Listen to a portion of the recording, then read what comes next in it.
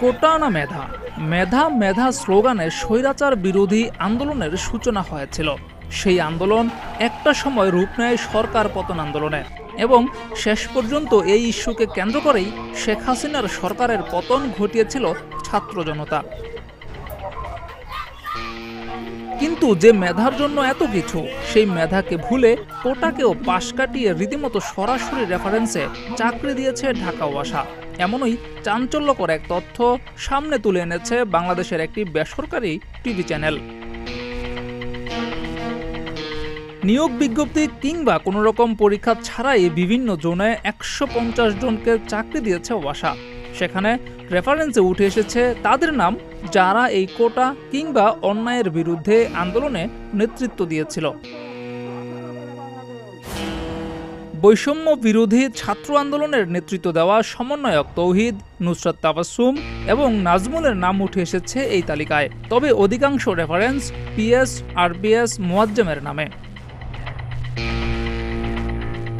চাকরিপ্রাপ্তদের সঙ্গে কথা বলতে গেলে বাধার মুখে পড়তে হয় বেসরকারি টিভি চ্যানেলটিকে।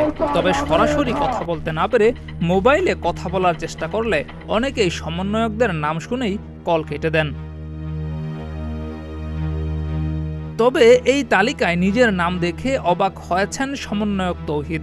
তিনি দাবি করেছেন এরকম কোনো কাজ তিনি করেননি, তাই এই তালিকায় কিভাবে তার নাম জড়িয়েছে সেটা তিনি বলতে পারছেন না। তৌহিদের এমন দাবির পর প্রশ্ন উঠেছে, তাহলে কি সমন্বয়ক আর পিএস এপিএসদের রেফারেন্সের আড়ালে ফায়দা তুলছে খোদ ওয়াসাই? বিষয়টি জানতে চাইলে ওয়াসা সচিব মশিউর রহমান বলেছেন, সবকিছু করেছেন এমডি, তিনি শুধু স্বাক্ষর করেছেন। এই ঘটনায় ওয়াসার এমডির সঙ্গে কথা বলতে চাইলে পূর্বানুমতি না থাকার অজুহাতে তিনি কথা বলেননি।